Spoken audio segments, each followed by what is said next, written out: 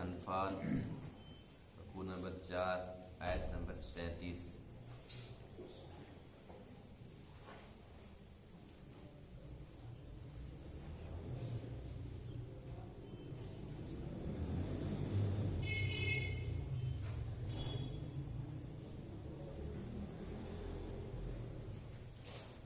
أعوذ بالله من الشيطان الرجيم،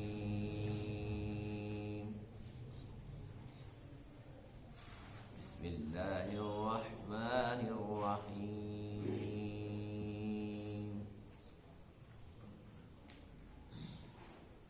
قل للذين كفروا إن ينتهوا يغفر لهم ما قد سلف وإن يعودوا فقد مضت سنة الأولين وقاتلوهم حتى لا تكون فتنة ويكون الدين كله لله فإن انتهوا فإن الله بما يعملون بصير وإن تولوا فاعلموا أن الله مولاكم نعم المولى ونعم النصير صدق الله العظيم۔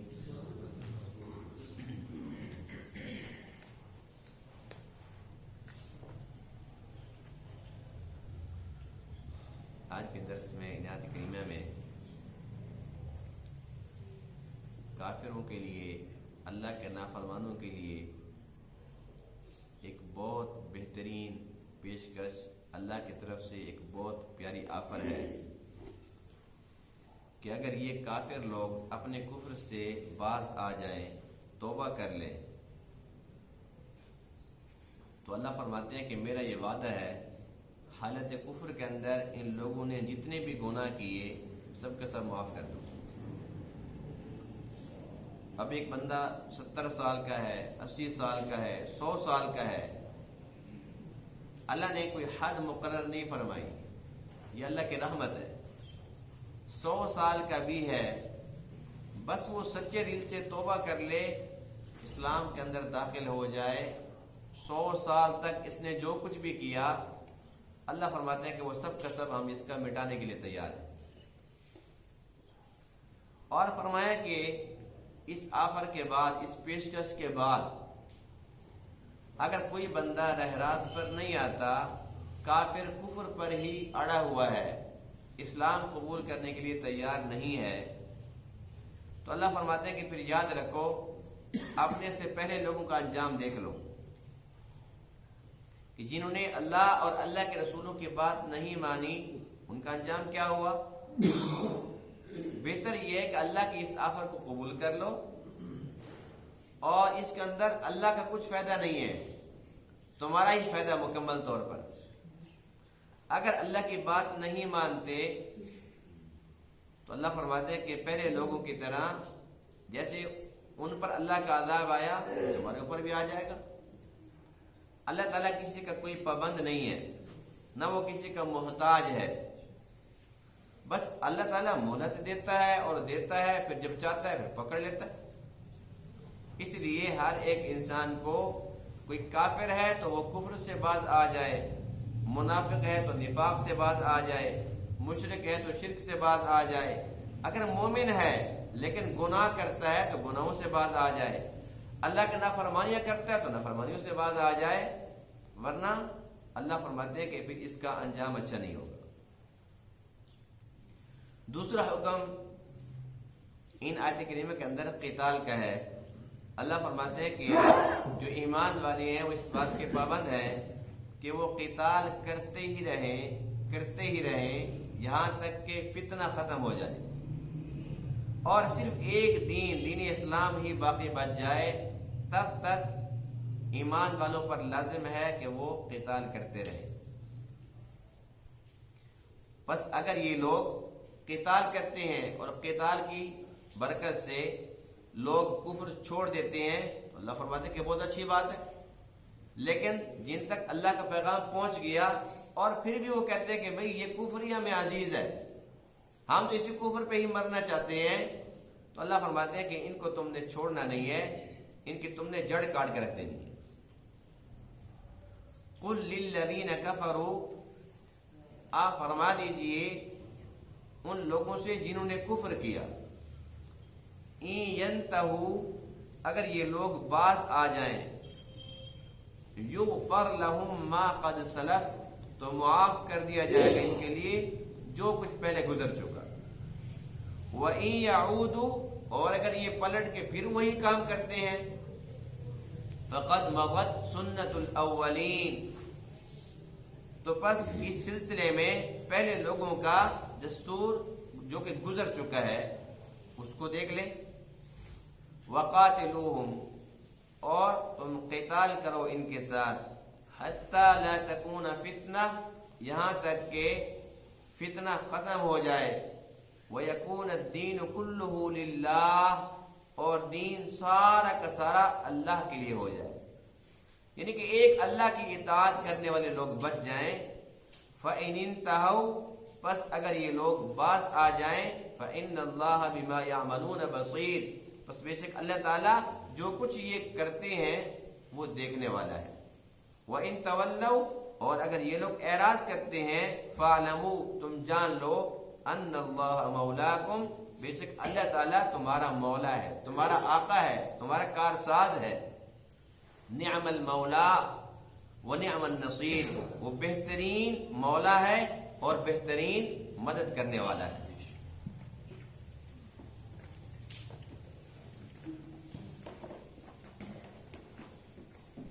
جب شیطان کو اللہ تعالیٰ نے جنت سے نکالا اور اللہ تعالیٰ اس وقت غصے میں تھا, اور اللہ نے فرمایا فَخْرُجْ مِنْهَا فَإِنَّكَ رَجِيمٌ, اے مردود نکل جائے یہاں سے.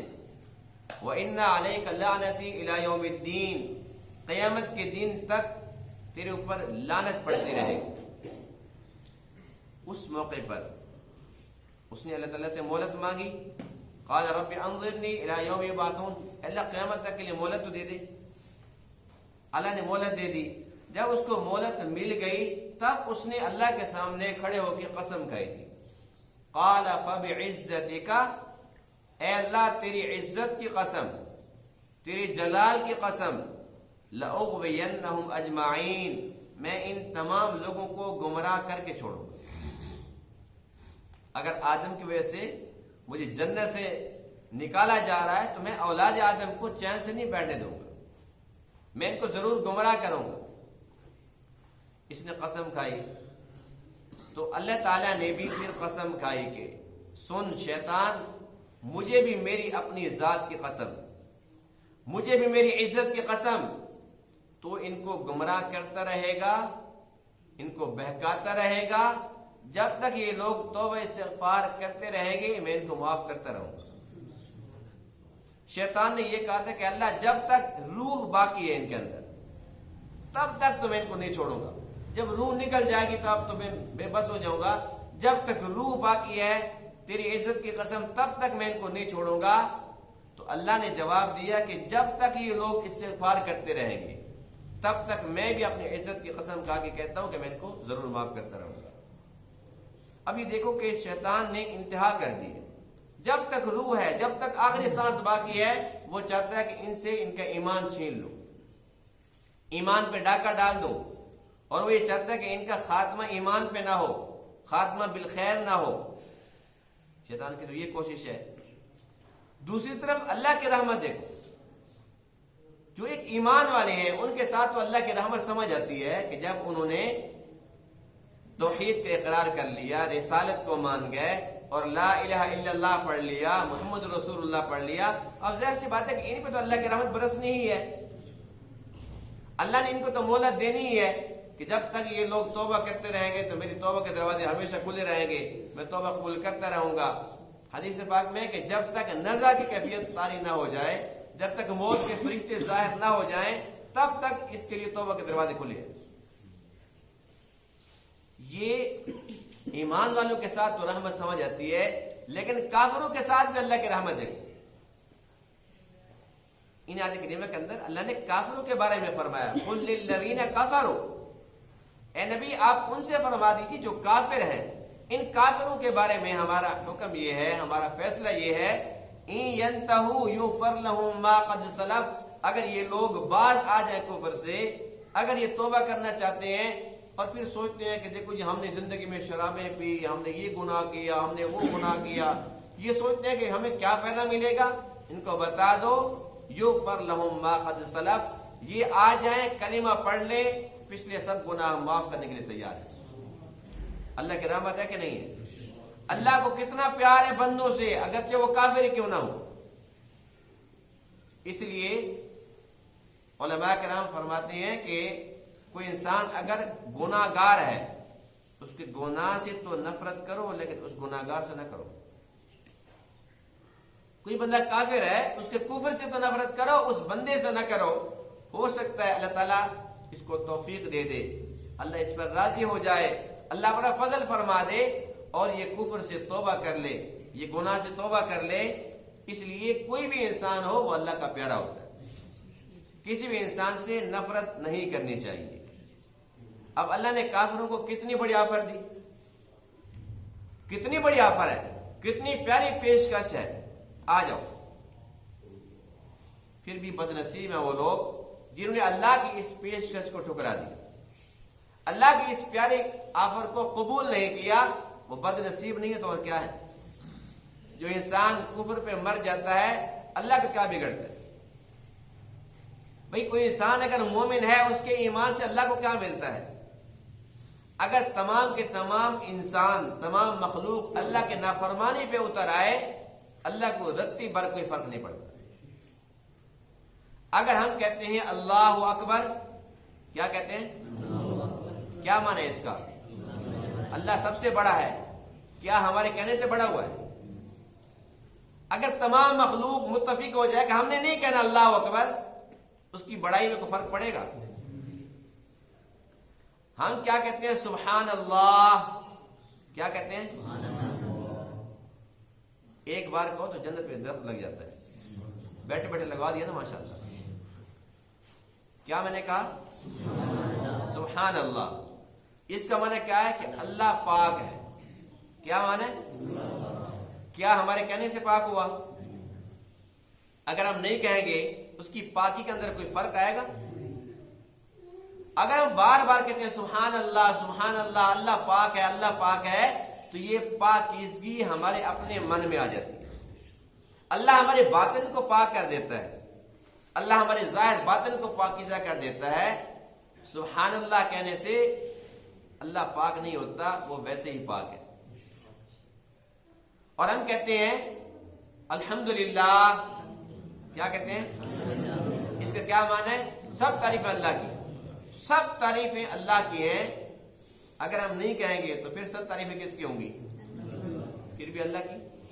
ہمارے کہنے سے وہ قابل تعریف نہیں ہوا، وہ ہے ہی قابل تعریف۔ تمام تعریفوں کا مالک ہے ہی وہی۔ جب ہم کہتے ہیں الحمدللہ الحمدللہ، سب تعریفیں اللہ کی، سب تعریفیں اللہ کی، جب اللہ کی تعریف کرتے ہیں اللہ ہمیں قابل تعریف کر دیتا ہے۔ یعنی مومن کوئی بھی اگر عبادت کرتا ہے، کوئی نیکی کرتا ہے، تو اس کا فائدہ اسی کو ملتا ہے، اللہ کو کچھ نہیں ملتا۔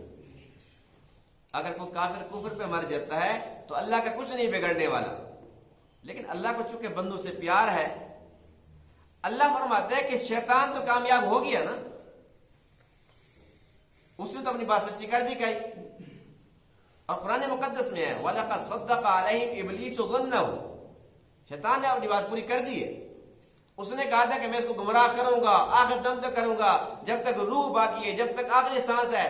اس نے تو کام کر دکھایا، بندہ کفر پہ مر گیا، مشرک تھا شرک کے اوپر مر گیا۔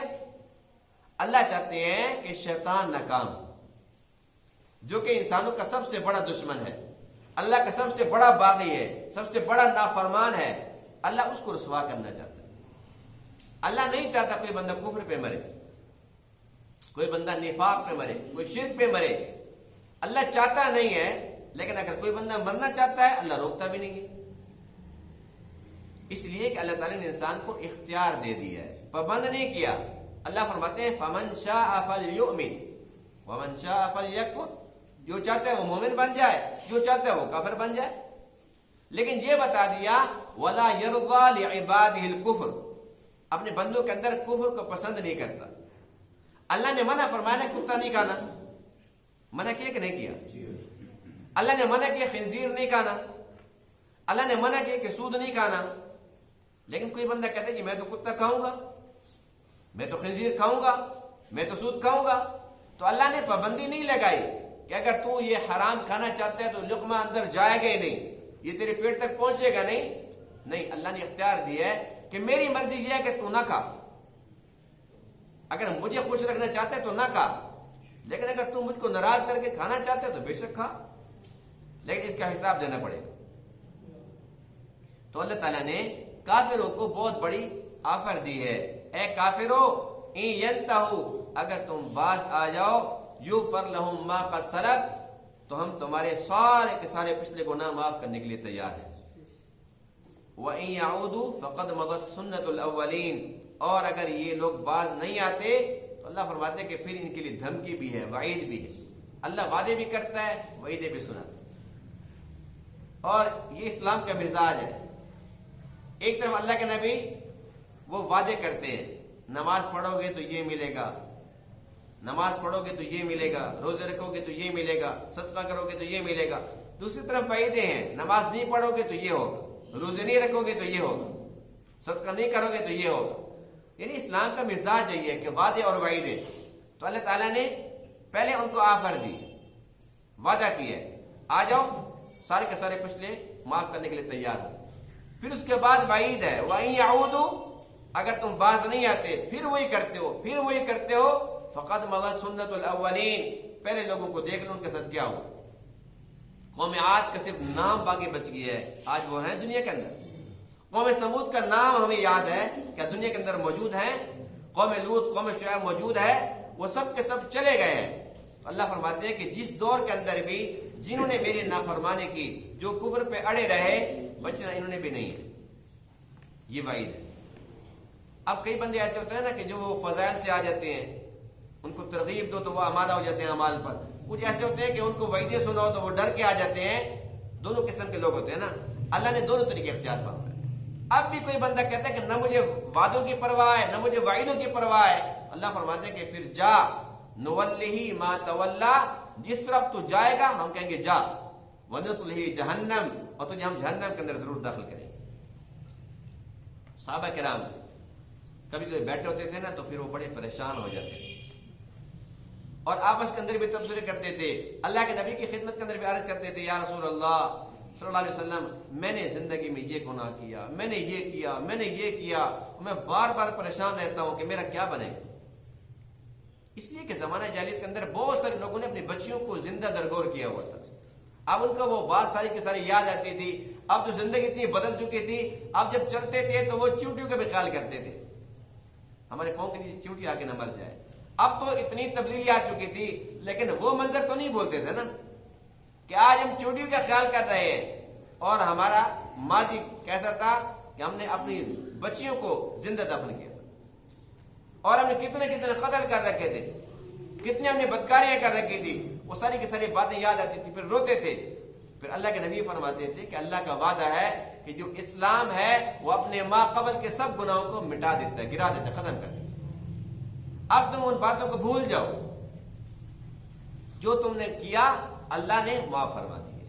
اب آگے کا سوچو، جو مومن ہوتا ہے نا اس کو ظاہر سی بات ہے کہ جب بھی گناہ آتا ہے وہ پریشان تو ہوتا ہے۔ حدیث بات میں کہ جو منافق ہے نا وہ گناہ کو پتہ ہے کیسے سمجھتا ہے، فرمایا کہ وہ اتنا ہلکا، اتنا خفیف سمجھتا ہے جیسے کہ اس کے ناک پر مکھی بیٹھی اس نے اڑا دی۔ یہ اللہ کے نبی فرما رہے ہیں کہ جو منافق ہے اس کے نظر میں گناہ ایسا ہی ہے، کیا ہو گیا، گناہ کر لیا تو کیا کر لیا، کچھ بھی نہیں ہوا۔ فرمایا کہ جو مومن ہے وہ سمجھتا ہے کہ میرے سر کے اوپر پہاڑ آ گیا۔ مومن پریشان ہوتا ہے اس لیے کہ اس کو اللہ کے وعدوں پہ یقین ہوتا ہے کہ جو کچھ اللہ نے فرمایا وہ حق سچ ہے۔ بہرحال اللہ تعالیٰ نے کافروں کو دونوں آپشن دیے، وعدے وعیدے دونوں کے ساتھ، فرمایا کہ اب یہ تمہاری اپنی مرضی ہے کہ تم جنت چاہتے ہو یا جہنم چاہتے ہو۔ اگر تم نے کفر پر ہی مرنا ہے، اسی پر ہی اڑے رہنا ہے، تو تم جاؤ جہنم میں، اللہ کو تمہاری کچھ پرواہ نہیں۔ یعنی کہ اللہ کی ذمہ داری نہیں تھی، لیکن پھر بھی اتمام حجت کے لیے اللہ نے حجت پوری کر دی کہ یوں نہ کہیں کہ ہمیں کوئی آفر ملی نہیں تھی، ہم تو سوچتے رہتے تھے، پرانے گناہوں سے ہم ڈرے ہوئے تھے۔ تو اللہ فرمائے گا کہ حجت پوری ہو چکی، میں نے تو یہ بھی تمہیں کہا تھا کہ تمہارے پچھلے سارے کے سارے معاف کرنے کے لیے تیار ہیں، لیکن تم خود آئے نہیں۔ وَقَاتِلُوهُمْ حَتَّى لَا تَكُونَ فِتْنَةٌ، اللہ فرماتے ہیں کہ ان کافروں کے ساتھ تم قتال کرو یہاں تک کہ فتنہ باقی نہ رہے۔ فتنے کے بارے میں ہم گزشتہ آیت میں پڑھ چکے ہیں، اور قرآن مقدس کے مختلف مقامات پر اللہ نے فرمایا کہ انما اموالکم و اولادکم فتنہ، کہ بے شک یہ تمہارے مال اور تمہاری اولاد یہ فتنہ ہے، یہ آزمائش کے ذریعے ہے۔ اللہ تعالیٰ کسی کو مال زیادہ دیتا ہے، اللہ آزماتا ہے کہ اس مال کا حق ادا کرتے کہ نہیں کرتا۔ مال کے ہوتے ہوئے مجھے یاد رکھتا ہے کہ مجھے بھول جاتا ہے۔ اللہ کسی کو نہیں دیتا، اللہ اس کو بھی دے سکتا ہے لیکن نہیں دیتا۔ کیوں نہیں دیتا؟ آزماتا ہے کہ میرا بندہ صبر کرتا ہے کہ نہیں کرتا۔ کسی کو بہت زیادہ، کسی کو بہت کم، کسی کو درمیانہ، تمام انسان تمام حالتوں کے اندر یہ امتحان میں ہے۔ یہ مال فتنہ ہے، آزمائش کا ذریعہ ہے۔ اور اسی طریقے سے اولاد ہے، انسان اولاد کی محبت میں کیا کرتا ہے؟ دنیا کا حریص بن جاتا ہے، مال کی محبت میں اندھا ہو جاتا ہے، اور یہ چاہتا ہے کہ میں زیادہ سے زیادہ جمع کر لوں کہ بھئی کل کو میری اولاد اسی کے کام آئے گا۔ اور اولاد کی محبت کتنی زیادہ ہوتی ہے؟ اولاد بہت بڑا فتنہ ہے۔ اولاد کی محبت میں انسان خیال نہیں کرتا حلال کا، حرام کا، جائز ناجائز کا، وہ کہتے ہیں کہ بس میرے پاس اگر یہ آ جائیں تو میرے بچوں کے کام آ جائیں گے۔ بچوں کے چکر میں اپنی آخرت خراب کرتا رہتا ہے۔ اور اللہ فرماتے ہیں کہ یہ تو ایک آزمائش ہے کہ جو تمہاری اولاد ہے، کسی کو میں زیادہ دیتا ہوں، کسی کو کم دیتا ہوں، کسی کو نہیں دیتا۔ کسی کو میں نے بیٹے دے دیے، وہ ایک بیٹی کی تڑپ میں ہے، کسی کو بیٹیاں دے دی ہیں، وہ ایک بیٹا چاہتے ہیں، اور کسی کو کچھ نہیں دیا، اور جس کو دی ہے اس کی اولاد نافرمان ہے تو وہ کیا کہتا ہے؟ یا اللہ مجھے نہ دیتا تو اچھا تھا۔ یعنی کہ کوئی انسان کسی حال میں خوش نہیں ہے، جس کے پاس نہیں ہے وہ بھی رو رہا ہے، جس کے پاس ہے وہ بھی رو رہا ہے، جس کے پاس زیادہ ہے وہ بھی رو رہا ہے، جس کے پاس کم ہے وہ بھی رو رہا ہے۔ یہ آزمائش کا ذریعہ ہے۔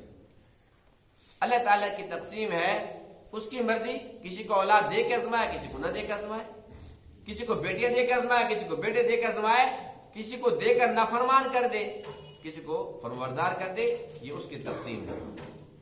بہرحال مال اور اولاد یہ تو فتنہ ہے ہی، لیکن اس آیت کریمہ کے اندر جس فتنے کا ذکر ہے، اللہ فرماتے کہ تم قتال کرتے رہو، جہاد کرتے رہو جہاں تک کہ فتنہ ختم ہو جائے۔ اس آیت کی تفسیر کے اندر حضرت عبداللہ بن عباس رضی اللہ تعالیٰ عنہما، جو کہ بہت بڑے درجے کے مفسر قرآن صحابی ہیں، اور دوسرے تابعی ہیں امام حسن بصری رحمہ اللہ، یہ بہت بڑے درجے کے تابعی ہیں۔ یہ 22 ہجری میں پیدا ہوئے اور 110 ہجری کے اندر انہوں نے وفات پائی، یعنی کہ 88 سال ان کی عمر تھی، اور بڑے بڑے صحابہ سے ان کی ملاقات رہتی تھی۔ تو یہ دونوں امام حسن بصری رحمہ اللہ اور عبداللہ بن عباس رضی اللہ عنہما یہ فرماتے ہیں کہ اس آیت کریمہ کے اندر جس فتنے کا ذکر ہے، اللہ فرماتے ہیں کہ قتال کرتے رہو یہاں تک کہ فتنہ ختم ہو جائے۔ اس سے مراد فتنہ شرک کا فتنہ ہے، یعنی کہ اللہ کی چاہت یہ ہے کہ تم قتال کرتے رہو یہاں تک کہ شرک ختم ہو جائے۔ اللہ کو شرک بالکل برداشت نہیں، اللہ کو شرک بالکل پسند نہیں ہے۔ تو بات تو دل کو لگتی ہے نا، اللہ کیا چاہتے ہیں کہ ہر طرف توحید ہو اور تمام کے تمام لوگ موحد بن جائیں، اللہ کی وحدانیت پر یقین رکھنے والے بن جائیں، فتنہ ختم ہو جائے، شرک ختم ہو جائے۔ یہی وجہ ہے کہ جو لوگ مشرک تھے، جن کا عقیدہ درست نہیں تھا، اللہ اور اللہ کے رسول کو وہ ناپسند تھے، اور حضور علیہ السلام نے بالخصوص ان لوگوں کے متعلق اپنی زندگی کے اندر فرمان جاری کر دیا تھا جو لوگ یہودی تھے، یعنی کہ اہل علم بھی تھے، وہ اہل کتاب بھی تھے، لیکن پھر بھی وہ شرک کرتے تھے۔ جب ایک شخص کو وہ اللہ کا بیٹا کہنے لگے، یعنی کہ عزیر علیہ السلام کو، تو پھر اس سے بڑا شرک کیا ہوگا؟ قرآن مقدس میں ہے نا وقالت الیہود عزیر ابن اللہ، وہ کہنے لگے کہ عزیر اللہ کا بیٹا تھا. وقالت النصارى المسیح ابن اللہ، عیسائیوں نے کہا کہ جو عیسی وہ اللہ کے بیٹے. اللہ فرماتے ہیں کہ ان کے منہ کی باتیں ہیں. اللہ کی شان یہ ہے کہ لم یلد ولم یولد، نہ وہ کسی کا اولاد ہے نہ اس کی کوئی اولاد ہے. لیکن ان لوگوں نے یہ عقیدہ گھڑ رکھا تھا، تو اللہ کے نبی نے اس کو کتنا ناپسند فرمایا، حکم دیا ہے اخرجوا اليهود والنصارى من جزیرۃ العرب، جزیرہ عرب سے ان کو نکال دو، یہودیوں کو عیسائیوں کو نکالو یہاں سے. یہودیوں کے ساتھ جنگی بھی ہوتی رہی، لیکن فاروق اعظم رضی اللہ عنہ کے دور کے اندر مکمل طور پر جزیرہ عرب سے یہودیوں کو نکال دیا گیا تھا، کوئی یہودی باقی نہیں تھا. اللہ کے نبی کا فرمان یہ تھا کہ ان یہودیوں کو، ان کافروں کو نکالو. آج ہماری بد نصیبی اور بدبختی کہیے کہ آج مسلمان اسلامی ملک ہے اور جزیرہ عرب کے اندر خود ان کو بلا رہے کہ آؤ. اللہ کے نبی نے واضح طور پر فرمایا تھا کہ ان کو نکالو. حضرت عمر نے اس کی تعمیل کر کے دکھائی. آج یہ بلا رہے جو ہماری حفاظت کرو. اس سے بڑی بدبختی کیا ہوگی کہ مسلمان ایک کافر کو کہتا ہے، یہودی کو کہتا ہے، عیسائی کو کہتا ہے میری مدد کرو، میرے تیل کی حفاظت کرو، میرے ملک کی سرحدوں کی حفاظت کرو. بدبختی ہے کہ نہیں ہے؟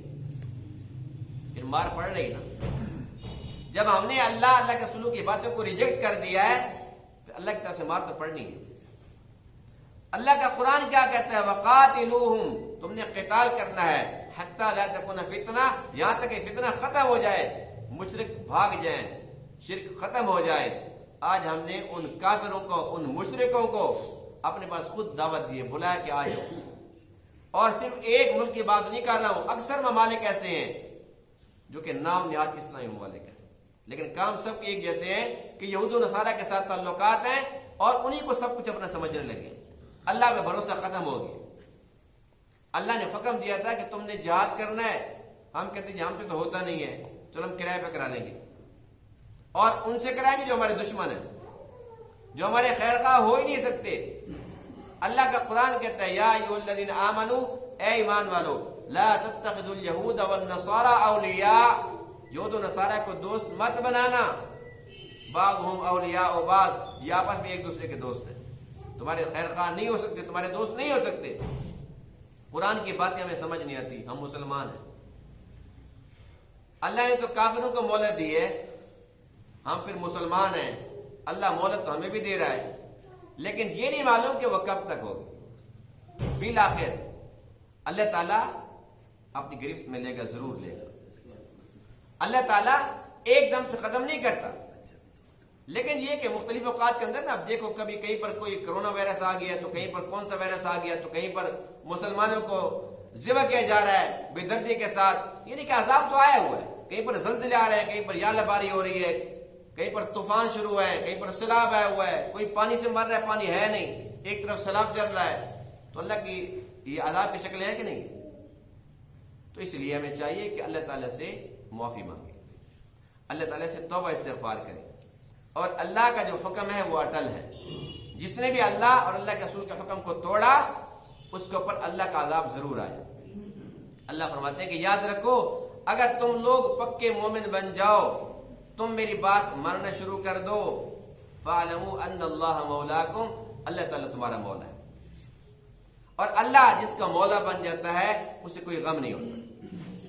فرمایا کہ نعم المولا، کتنا پیارا مولا ہے، وہ نعم النصیر، کتنا زبردست، کتنا پیارا تمہارا مددگار ہے. اللہ کے ہوتے ہوئے تمہیں کسی اور سارے کی ضرورت ہے؟ اللہ فرماتے ہیں الیس اللہ بکاف عبدہ، اے میرے بندو ذرا غور تو کرو، تھوڑا سوچو تو صحیح، کیا اللہ اپنے بندے کے لیے کافی نہیں ہے؟ کتنا پیارا انداز اللہ تعالیٰ. لیکن انسان سمجھنے کے لیے تیار نہیں ہے، اندھا ہوا پڑا ہے، بس مادی چیزوں پہ یقین ہے، اسباب پہ بھروسہ ہے، اور اسباب کے خالق مسبب الاسباب پہ بھروسہ ختم ہو چکا ہے. تو ہمیں چاہیے کہ ہم اللہ تعالیٰ سے معافی مانگیں، اور اللہ نے جو ہمیں مہلت دے رکھی ہے اس سے بھرپور فائدہ اٹھائیں. ایسا نہ ہو کہ یہ مہلت ختم ہو جائے اور پھر موت کے فرشتے نظر آ جائیں، نظر کی کیفیت ہو، پھر ہم توبہ کرنا بھی چاہیں تو نہ کر پائیں. اللہ تعالیٰ ان تمام باتوں کو سمجھنے عمل کرنے کی توفیق عطا فرمائے. وآخر دعوانا الحمدللہ رب العالمین.